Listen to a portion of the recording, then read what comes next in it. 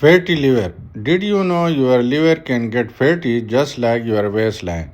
Fatty liver disease happens when extra fat builds up in the liver. Normally, the liver has very little fat, but when fat exceeds 5 to 10%, it becomes a problem. Yani the liver becomes fatty.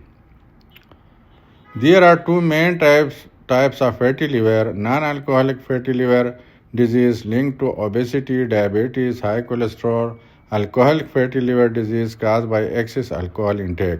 Most people have no symptoms, but some people may feel tiredness, right side abdominal discomfort, raised liver enzymes, and blood tests. In some people have these symptoms. If untreated, fatty liver can progress to hepatitis, cirrhosis, liver failure. Good news, it is reversible. Treatment includes weight loss, healthy diet, regular exercise, control sugar and cholesterol, avoid alcohol.